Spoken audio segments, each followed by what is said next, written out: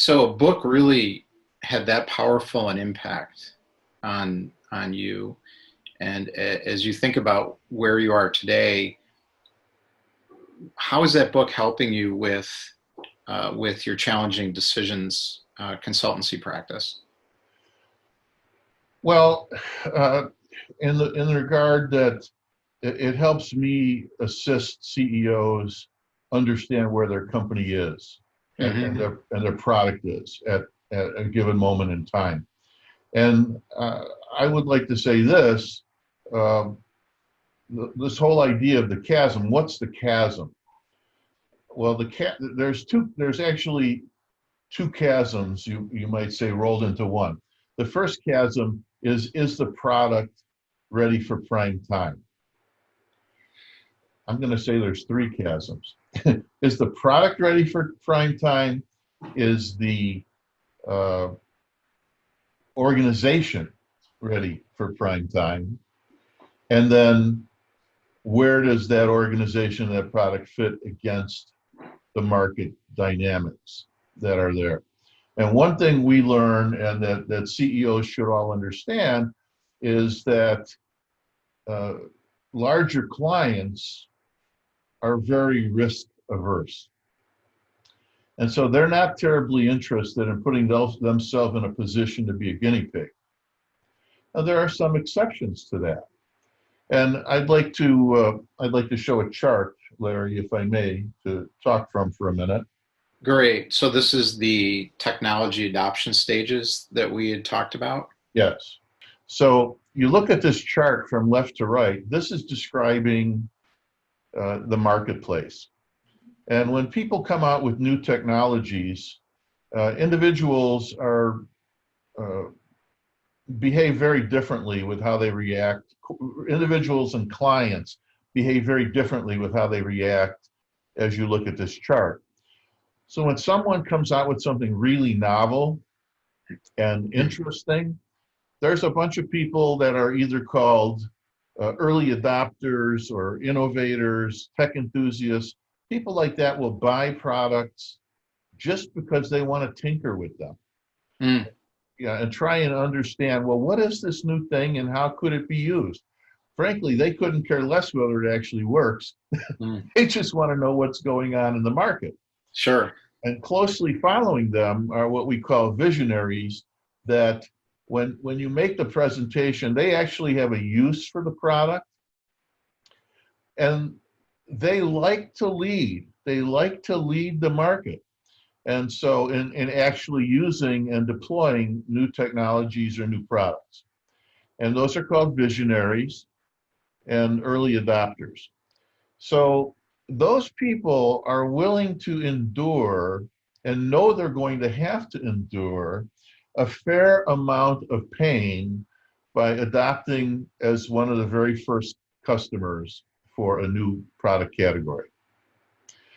And then you see a thing called the chasm, and we'll come back to that in a minute. But once you get past that point, there is a thing called early majority. So your product has already been accepted and has begun to become mainstream.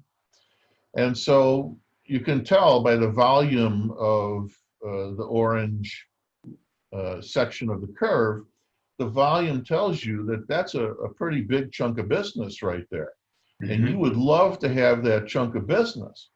But inside that chunk of business, are, especially in a B2B scenario, what you have are uh, demanding clients that expect the product to work, that need a support infrastructure around the product, and that without that, it will fall on its face. And the one other thing I'd like to point out as a very big part of chasm theory is that the way people buy, especially when you get to the early majority, is they big players know what's going on in their market. They watch one another.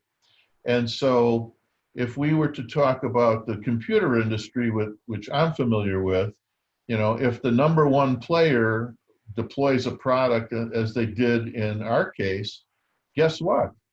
without ever having a salesperson set foot in their door, or make a call, they already know that gorilla client has uh, bought and deployed the product. Mm. And guess what? They want to do it too. And so it's almost not even a matter at that point of sales resistance. If you can sell the gorilla, uh, all of its big competitors are going to want to know what they're doing and how fast can they get on board. So that's really an exciting moment. So what is this chasm again?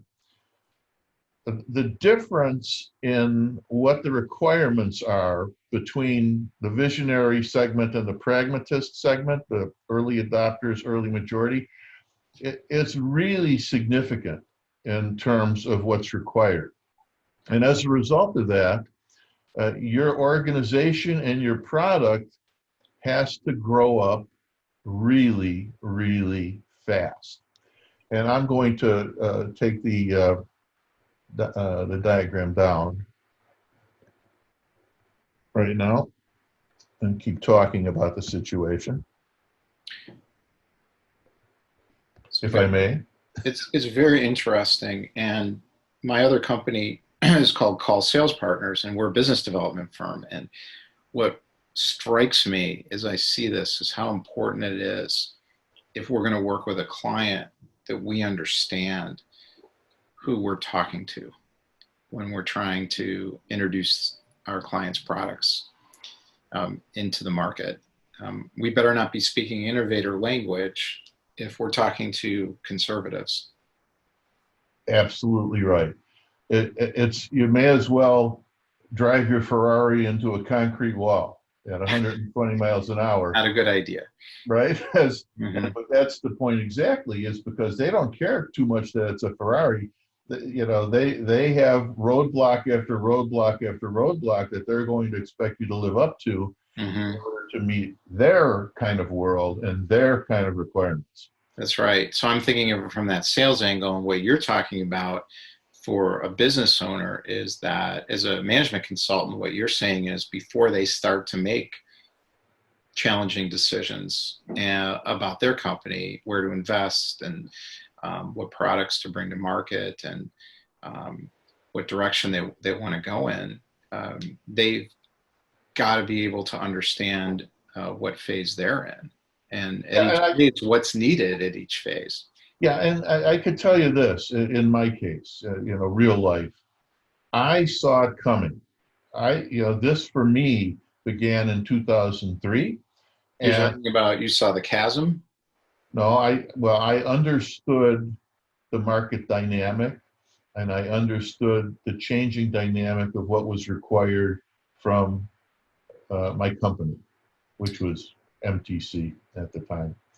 And in fact, I have still to this day, I have presentations I made to my management team to explain to them what these dynamics were and how we would have to react quickly as a company. Mm. Because what I like to share, and this is again super relevant to CEOs, when you get in this situation that looks like hyper growth could actually be at your doorstep, you have to ask yourself a question. How am I going to grow my business? I don't mean sell more. I mean, how am I going to grow and mature my company in order to meet the needs of dramatically increased demand?